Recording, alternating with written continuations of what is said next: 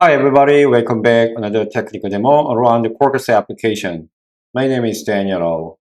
Today I'm going to showcase how to make a serverless function using Knative extension in Visual Studio Code. Let's get right into the demo. Okay, here's my VS Code. As you see, I already installed Knative extension on my VS Code.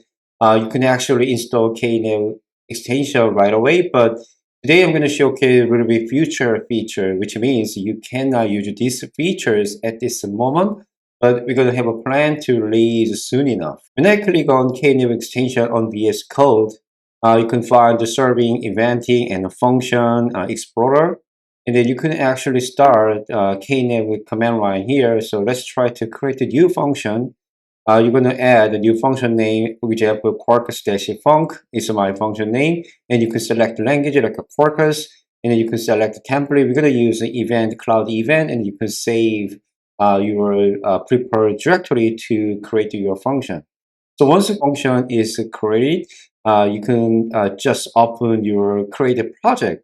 So here, example, the Quarkus project and the func YAML file. You can find all details. For example, you can find the deep builder map like a JVM builder and a native builder and then the JVM builder default option. And here is a runtime Quarkus, and you can specify namespace which you want to deploy this function to Kubernetes or OpenShift container platform.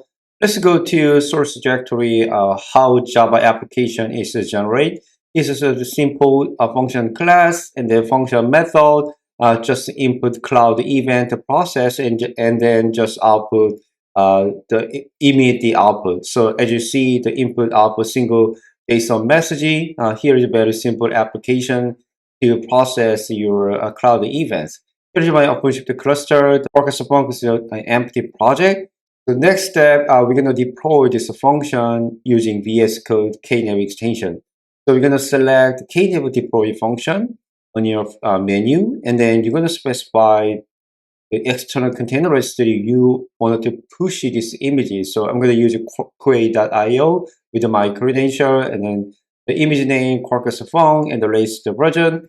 And then once you set it up, the image value is automatically updated on your func YAML file. As you use the logs, we're going to deploy this function using knative func and deploy the cluster. Okay, we just deploy and the new Knative router URL just created. When you go back to OpenShift Developer Console, you can find the one new pod on your topology view. You can simply change your edit label to showcase the Quarkus icon on your running pod, like an application OpenShift.io / runtime equal Quarkus means you can change your label and icon based on Quarkus theme. And when you click on the view logs, you can find the Quarkus application is actually running on JVM. You can actually deploy its native compilation as well. Okay, go back to topology view. In the meantime, our Quarkus serverless pod will be terminating as a default behavior of serverless function on Knative. It just already terminated. So we're gonna invoke this the Quarkus function application. To that, actually, Knative func command line actually provide a nice feature like an emit. So when you find the help command line, so Knative func emit, you can edit it, the JSON file or just text plain, also your own event from the local running Knative function, or you can actually invoke and sync the remote cluster. So we're gonna emit the specific JSON file for the testing and to sync the remote Knative services on Kubernetes and OpenShift cluster. Let's try to create a new JSON file for the test for cloud event. So here is my simple test JSON file. You can find the type, source, and ID data, like just a hello world thing. And then go back to terminal window. We're gonna emit this test JSON as a parameter using knative func emit.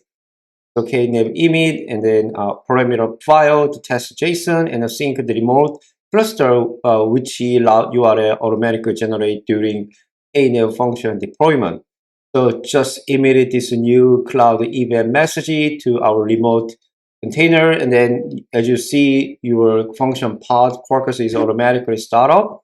and then you can find result here, Quarkus pod logs. As you see, there are source ID data like hello with just using test JSON file. You can also emit a cloud event message by default without any parameter like a k func emit and just sync URL. As you see, there are default output message, the spec version 1.0, the automatically generated ID, and then the type, but there's no data at this moment because the default emit messaging. And you go back to Knative Explorer and you click on the Quarkus phone, new Knative serving. You can find all detail how to create Knative serving using Knative func command. And then you can also add the tag or delete to this function on VS Code. Once you click on delete, you could just confirm delete and it's automatically delete on remote cluster. So today we're going to learn about how to create Knative serving like a serverless function based on a Quarkus application